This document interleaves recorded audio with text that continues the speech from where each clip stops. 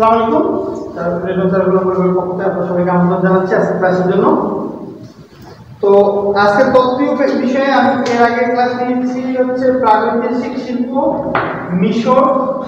আজকে দেখাবো মেসোপটেমিয়া এবং সিন্ধু। আমি মনে করি মেসোপটেমিয়া এবং সিন্ধু থেকে প্রশ্ন নাও আসতে পারে, ইম্পর্টেন্ট আছে।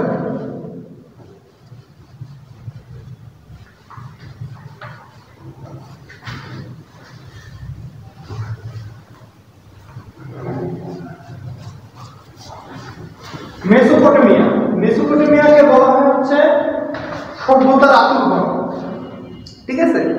তো মেসোপটেমিয়া শুরু হয়েছে টাইগ্রিস নদী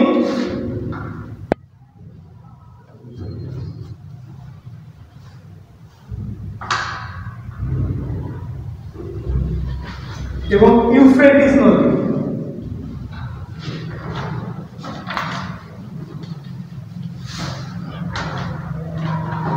এই দুইটার মধ্যে এই দুইটা হচ্ছে প্রবাহিত হয়েছে, ঠিক আছে। তুরস্কের আলতানিয়া পর্বতমালা থেকে এই দুইটা প্রবাহিত হওয়া শুরু করছে, প্রবাহিত হয়ে পারস্য উপসাগরে যায় মিলিত হয়েছে। এই দুইটার মাঝখানে বা এদের যে পরিমাণটি দিয়ে যে সভ্যতাটা গঠিত হয়েছে এই দুই নদীর মাঝখানে, সেটাই হলো মেসোপটেমিয়া সভ্যতা। তো আমরা বলতে পারি যে দুই নদীর মধ্যে দিয়ে যে সভ্যতার সৃষ্টি সেটাই হলো মেসোপটেমিয়া সভ্যতা। এটাকে সভ্যতা আত্মতত্ত্ব হিসেবে বলা হয়। টাইগ্রিস নদীর আরেকটা নাম হচ্ছে দহলা নদী।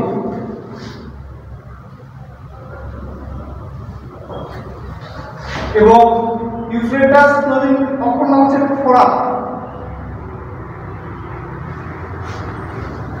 এই দুই নদী মধ্যখানে মেসোপটেমিয়া সভ্যতা গঠিত হয়। এর সময়কাল যদি আমরা দেখি, এর সময় হচ্ছে 3100 থেকে 539 বিসি,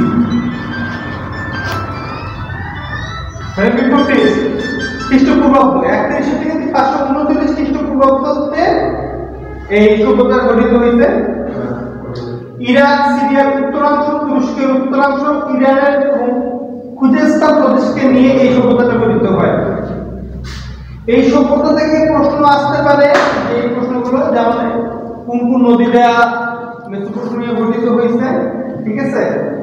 এই ছাড়া এখানে আর কি প্রশ্ন আসতে পারে যে ধরেন এর উত্তরে কি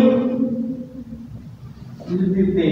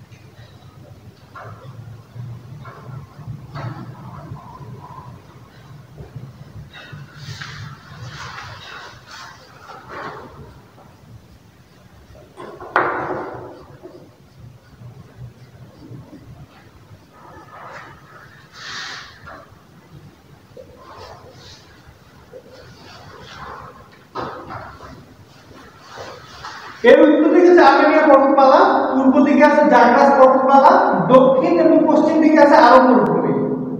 এটাকে কেন্দ্র করেই হচ্ছে এই সভ্যতাটা গঠিত হয়। এই মেসোপটেমিয়া যে নামটা দিছে, এই নামটা হচ্ছে গ্রিক সভ্যতা, গ্রিকরা এই নামটা দিছে, ঠিক আছে। মেসোপটেমিয়া নামটা দিছে হচ্ছে গ্রিকরা।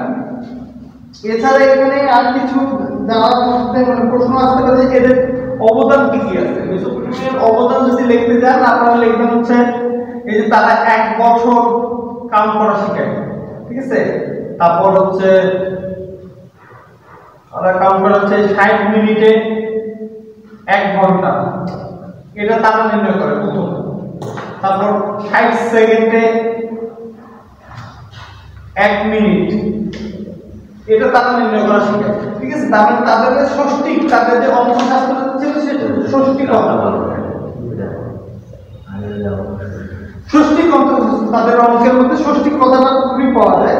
এছাড়া প্রথম তারা 360 কে ভাগ করা শেখায়, একে বিভক্ত করা শিখে 360 প্রথম ভাগ করা শেখাচ্ছে এই মেসোপটেমিয়ারা।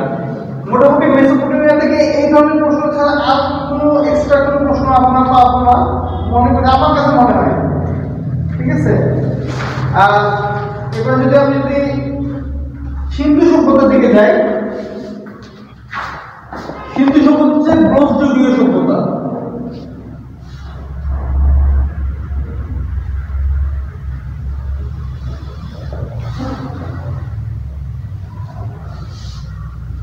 এটা হলো ব্রোঞ্জ যুগীয় সভ্যতা। এর সময়টা হচ্ছে 3300 থেকে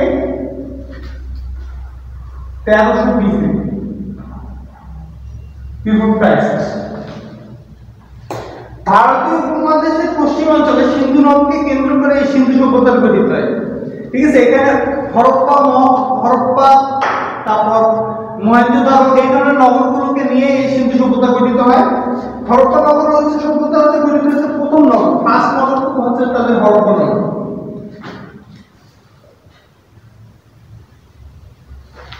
এটা প্রথম করেছে 1920 সালে, এটা প্রথম পাঞ্জাবে প্রথম খনন বা প্রথম আবিষ্কার করে এই হরপ্পা সাম্রাজ্য হচ্ছে 1920 সালের দিকে। এখানে আর কিছু নাই, আপনারা করবেন হচ্ছে হরপ্পা নগর প্রথম সিলমোহরকে আবিষ্কার করে, এটা হচ্ছে 1872 থেকে 75 সালে আলেকজান্ডার কানিংহাম।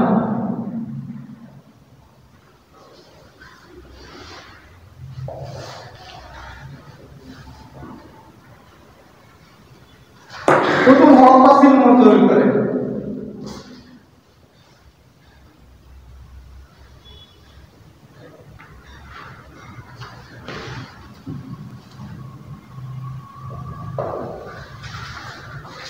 এছাড়া এখানে ইম্পর্টেন্ট হচ্ছে রাখাল দাস বন্দ্যোপাধ্যায়।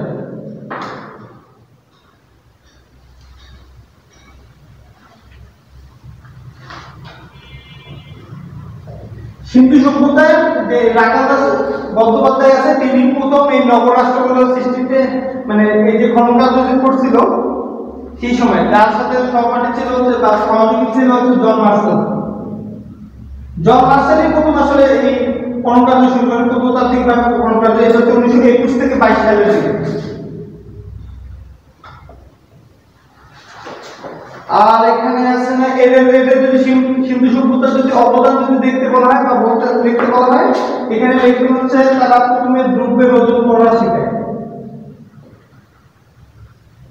অর্থাৎ যে বাটকা তৈরি করা হচ্ছে তারা। এছাড়া প্রথম কয়েন স্টেশনের ব্যবস্থা করা হচ্ছে এই সিন্ধু সভ্যতা।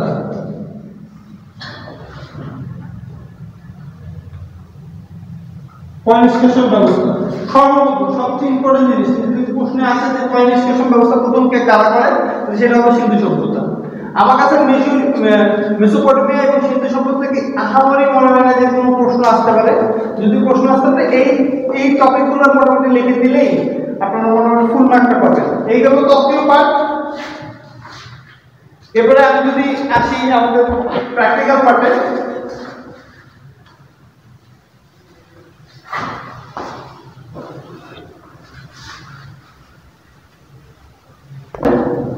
ড্রয়িং পরীক্ষার প্রশ্ন আসতে পারে। একটা প্রাকৃতিক দৃশ্য ড্রয়িং করো, সেখানে একটি গাছ, একটি নদী, তারপর থাকতে পারে যে বাড়ি, তারপর আজকে ছিল ধানের ক্ষেত, নৌকা, এই ধরনের জিনিসগুলো, নদী, এই জিনিসগুলো থাকবে। তো আপনি সেই জিনিসটা কিভাবে প্রয়োগ করবেন? তো বাসা প্রথমে ড্রয়িং করা যদি আমি দেখাই, আমরা ড্রয়িং করার ক্ষেত্রে সবসময় মাথা রাখবো যেটা সামনের দিকে আছে সেই জিনিসটা প্রথমে ড্রয়িং করবো। তো ধরি আমি প্রথমে যদি সপোজ সম্মুখে আছে আমার বাড়ি, তো বাড়ি ড্রয়িং করার ক্ষেত্রে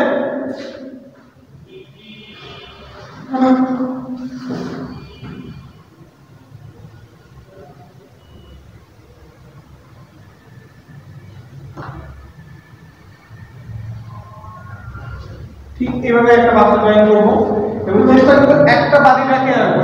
কোনো একটা সমাজে একটা বাড়ি রাখে না, 2-3টে বাসা থাকে। তো আমি চেষ্টা করবো যখন আমি পিছন দিকে বাড়ি ড্রয়িং করবো,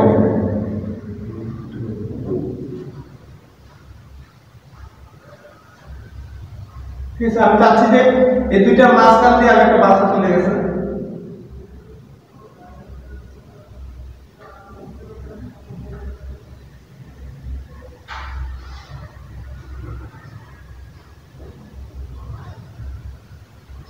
আমি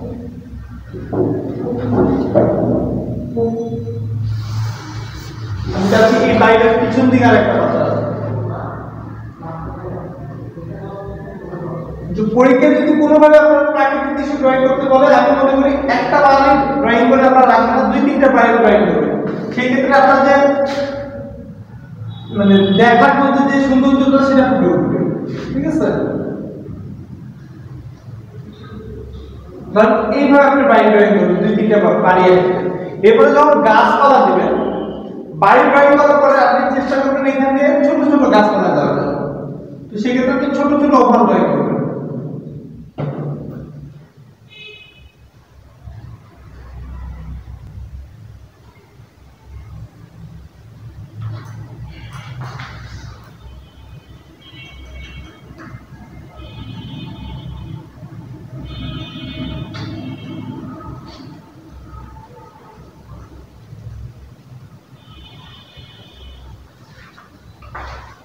ছোট ছোট গাছপালা আছে, এই গাছপালার পিছন দিকে আমি বড় বড় গাছপালা দেবো।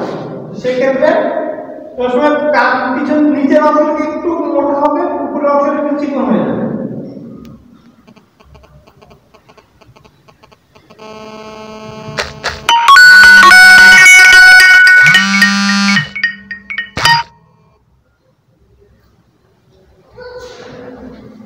গাছে দেওয়ার পরে তার উপর দিয়ে আমি পাতা দেবো।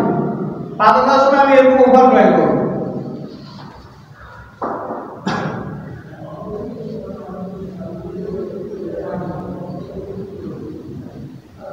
ছোট ছোট ওভার ড্রয়িং করবো। আমার গাছ হয়ে গেছে, পিছন দিকে আরো গাছ ড্রয়িং করবো।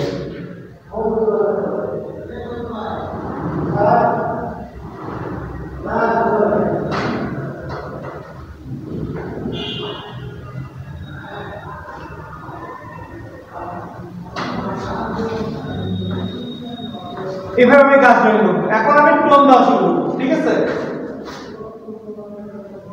তো আমি মনে করি আমার লাইটের সোর্স যদি এই দিকে হয়, আমার লাইটের সোর্স ওই দিক থেকে হলে আমার নিচে মানে বাসার এই সাইডটাতে অন্ধকার হবে।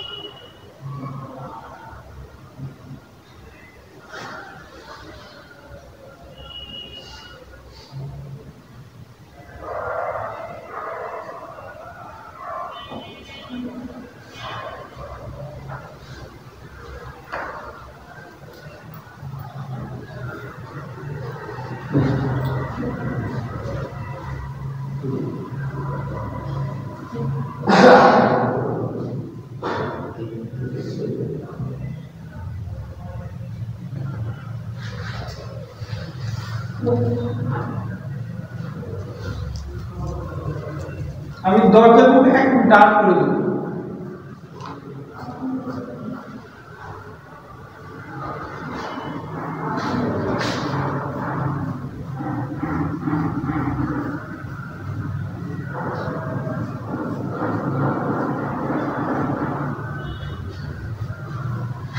উপরের যে ছাদটা আছে সেই জায়গাটায়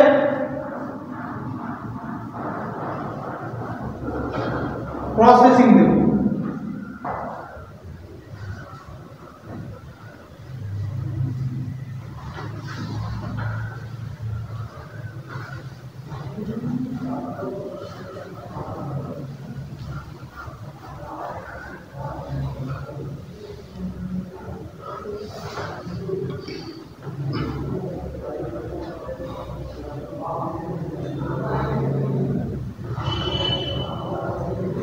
এই রঙের সাথে ওই রং মিলাই দেব।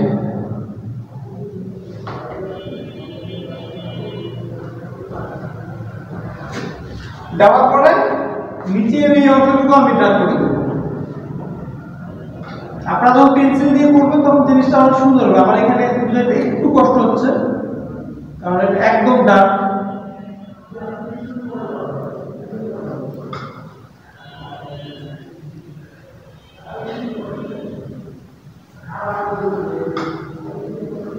পুরোটা এইভাবে করবে, করার পরে এখন নিচে যে ছোট ছোট গাছগুলো আছে এগুলো কোন দিবেন ঠিক এইভাবে উপরের দিকে।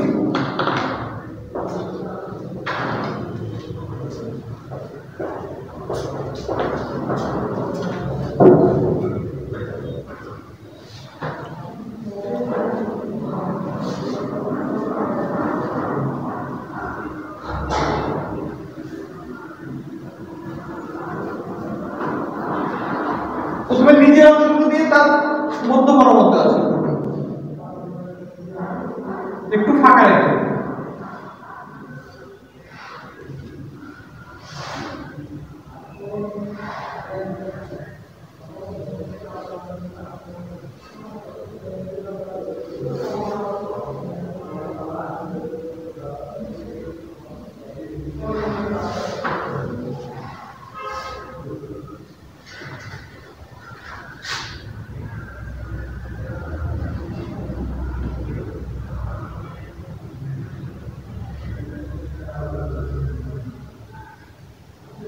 এবার দেখেন মনে হচ্ছে অনেকগুলো গাছ আছে এখানে, ঠিক আছে? ঠিক সেম এই পাশে গুলো হবে। এবার আমি এই গাছের দিকে যাই, গাছ যখন ড্রয়িং করবো গাছে আমি প্রথমে তিনটা ভাগ করে নিই, গাছ তিনটা ভাগ করে নিয়ে একদম এই পাশেটাতে আমি আবার কোন দেওয়া শুরু করবো। প্রথমে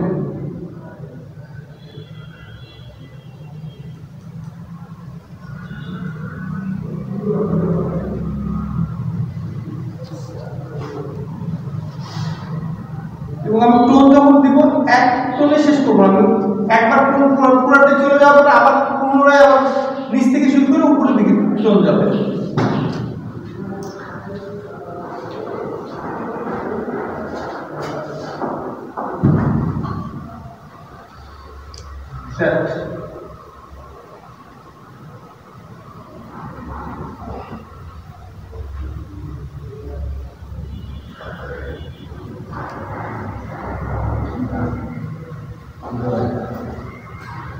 ওইটা দেওয়ার পরে ডান সাইড দিকে বাম দিকে দিবেন, ডান সাইড দিকে দিবেন,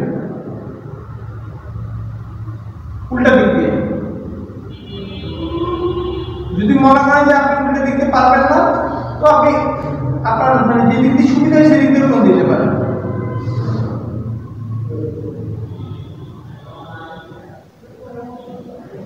এবার ঠিক মিডিল বরাবর কোন দিবেন, একটু ফাঁকা রাখবেন, দুই সাইডের সাথে একটু করে ফাঁকা রাখবেন।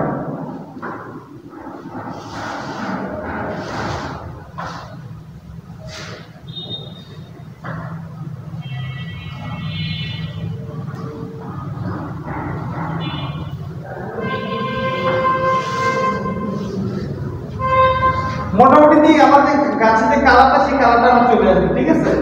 এরপরে আমি তো যখন ওভারটা যখন পেন্সিলে দেবো তখন হালকা করে দেবো, আমি যখন বোর্ডে দিচ্ছি তখন তো এটা একবারে ডার্ক হয়ে যাচ্ছে, তো হালকা ভাবে দেওয়ার পরে ওভারের যে শেষের অংশটুকু আছে এটা পাতা পাতা বার করে একটু ফাঁকা রাখবো, দেন পাতা বার করে দেবো।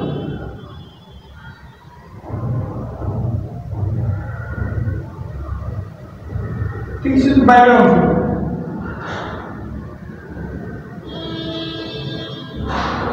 এরপরে দেওয়ার পরে আমি টোন দিব, ওভালের নিচের অংশগুলো যা শুধু উপরের দিকে আমি টোনটা দেব।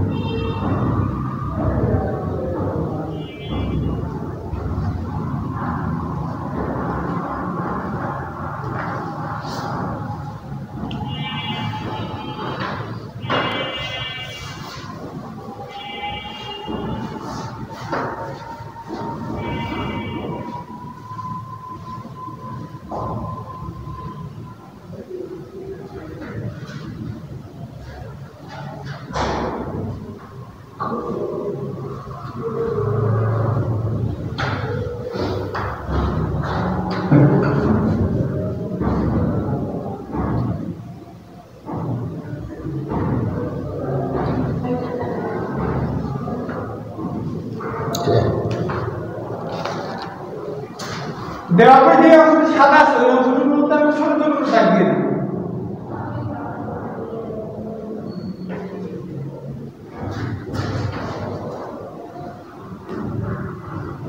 আমাদের গাছ মোটামুটি পাবে, ঠিক আছে।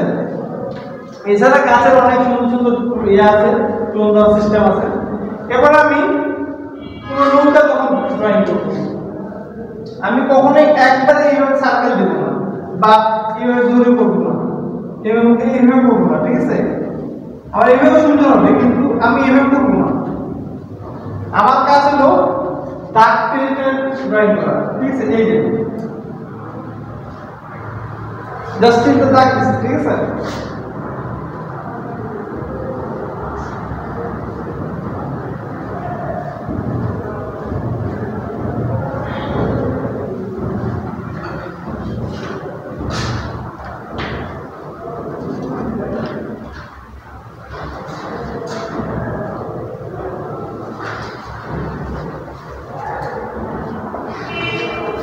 আমার নৌকা চলে আসছে, ঠিক আছে। এইভাবে আপনারা ড্রয়িং করবেন।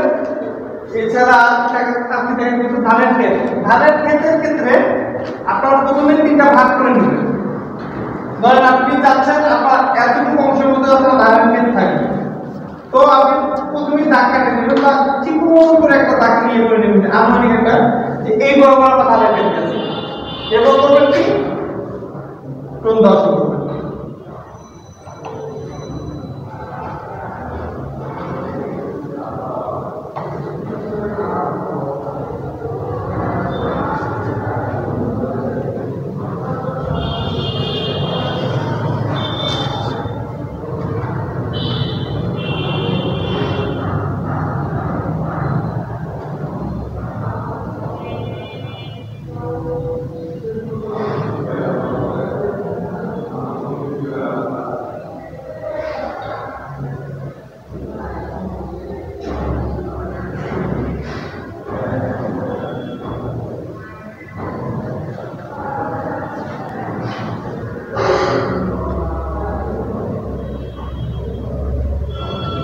টোন দেওয়ার পরে উপর বরাবর টোন দিবেন, একটু ফাঁকা ফাঁকা রেখে দেবেন।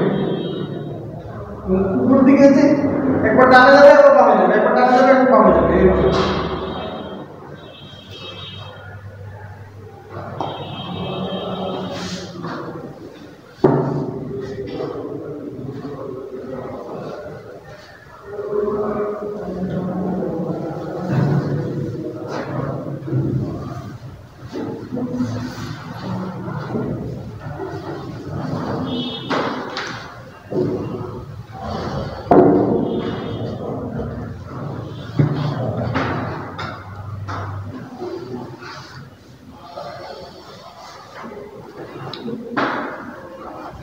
এরপরে যখন পুরোটা যদি কমপ্লিট হয়, তারপরে নিচে দিয়ে অংশটুকু আস্তে করে ফাঁকা ফাঁকা অংশটুকু একটু করে ভরে দেবেন।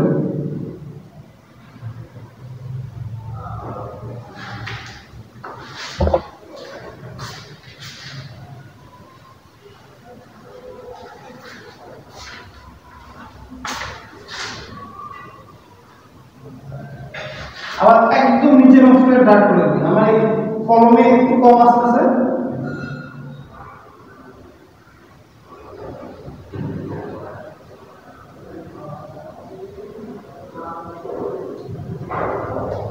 এবারে আপনাদের ধানের ক্ষেত চাচ্ছেন সেই জিনিসটা বার হয়ে যাবে, ঠিক আছে। দাগ দেওয়ার সময় প্রথমে টোন দিয়ে নিচ্ছেন, দেন উপর দিকে টোন দিবেন বিভিন্ন দিক দিয়ে, মানে আপনার পাতাগুলো তো বিভিন্ন দিক দিয়ে ছড়িয়ে ছিটে গেছে, ঠিক আছে। ওই জিনিসটুকু প্রকাশ করবেন আপনার টোনের মাধ্যমে। তো সামনাসামনি আপনারা আসেন, আমি চেষ্টা করবো আপনাদের সম্পূর্ণ শিখে দেওয়ার জন্য। ধন্যবাদ সবাইকে। আসসালামু আলাইকুম।